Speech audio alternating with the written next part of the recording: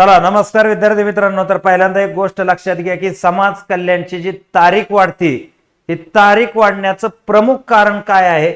आणि दुसरा मुद्दा टीसीएस जो हा या ठिकाणी आपण पाहतो की सध्या बीएमसी साठी पॅटर्न चेंज करून टाकलेला आहे, त्यानुसार समाज कल्याणच्या स्ट्रॅटेजीत तुम्ही काय बदल केला पाहिजे आणि सर्वसाधारणपणे समाज कल्याणची ही परीक्षा कधीपर्यंत होईल या तीन गोष्टीवरती तीन मुद्द्यावरती आजचं हा सेशन असेल। 5 ते 6 मिनिटाचा सेशन आहे।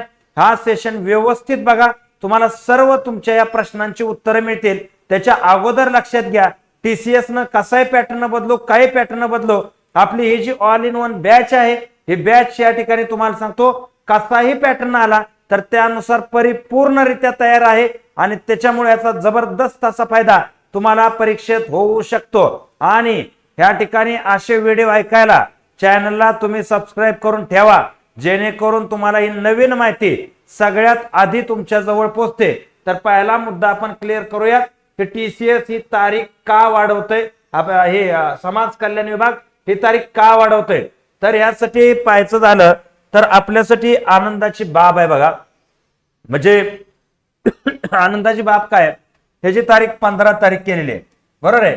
म्हणजे या ठिकाणी 10 तारखेला फॉर्म भरायचे संपणार होते, ती तारीख या ठिकाणी वाढवून काय केली 15 तारीख वाढवलेली आहे। आता ही 15 तारीख वाढवण्याचं प्रमुख कारण असं आहे की त्या ठिकाणी समाज कल्याणला जे अपेक्षित होतं की साधारणतः या 200-250 जागेसाठी एवढे फॉर्म येतील, तेवढे फॉर्म येतील, परंतु तो आकडा अजून काय पूर्ण झालेला नाही।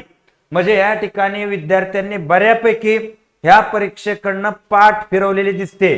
म्हणजे कशामुळे असं होऊ शकतं, तर त्याचं प्रमुख कारण असं आहे की कंबाईन मध्ये विद्यार्थ्यांनी जास्तीत जास्त लक्ष केंद्रित केलं, बीएमसी कडे विद्यार्थ्यांनी लक्ष केंद्रित केलेलं आहे। त्याच्यामुळे समाज कल्याण, महिला बाल विकास हे जे विभाग आहेत इथं अपेक्षा एवढे फॉर्म आले नाहीत। हे तुमच्यासाठी एक खूप आनंदाची गोष्ट आहे, का तर हे डोक्यात ठेवून की आपल्याला कॉम्पिटिशन थोडं तरी कमी झालेलं आहे, हे डोक्यात ठेवून तुम्हाला या ठिकाणी तयारी करायची आहे। दुसरा मुद्दा असा की टीसीएस पॅटर्न बदलते असं आपण का म्हणतोय, का तर जर आपण पाहायचं झालं की समाज कल्याणासाठी असणारे विषय मराठी आहे, या ठिकाणी इंग्रजी आहे, त्याच्याबरोबर या ठिकाणी बुद्धिमत्ता आणि थोडंसं अंकगणित ज्याला आपण म्हणतो ते आहे, आणि जीएस आणि जीके हा प्रकार या परीक्षेला आहे। अशा प्रकारचं आपण पाहतो तुम्हाला इथं समाज कल्याणच्या एक्झाम मध्ये हे विषय आहेत। आता यामध्ये बघा मराठीमध्ये यांनी आता टीसीएस न ही तो पॅटर्न घेतलेला आहे, जसं की उतारा टाकणं। आता हे सोपं झालं का अवघड झालं, तर काय अंशी हे सोपं झालेलं आहे, परंतु आता आपण पाहतो की 5-5 ऑप्शन टीसीएस टाकायला लागलेला आहे। आणि या ठिकाणी जर उतारा वगैरे आलं तर अशा वेळेस हे ऑप्शन मॅच करणं हे बऱ्यापैकी विद्यार्थ्यांना अवघड जात असतं, हा विषय लक्षात घ्या।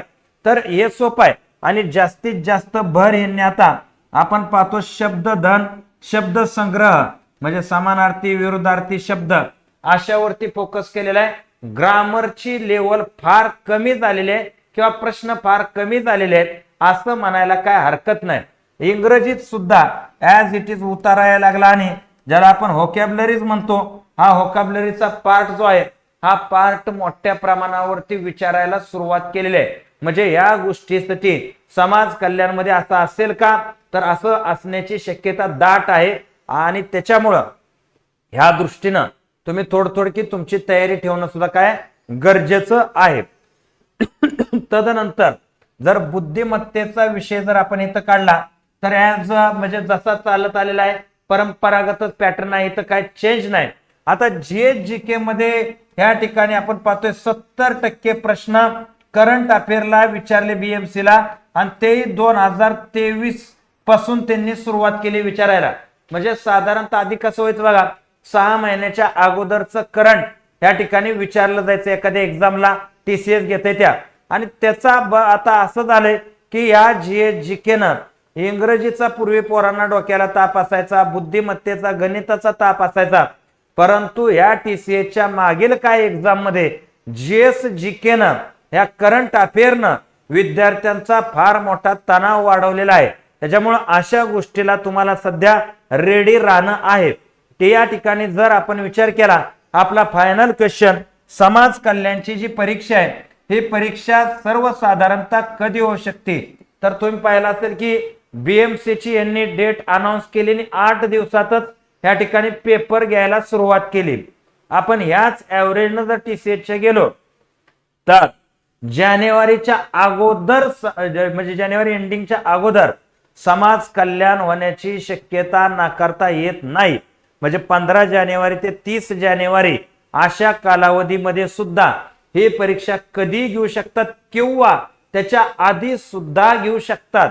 त्याच्या पुढे जाईल हे डोक्यात ठेवू नका.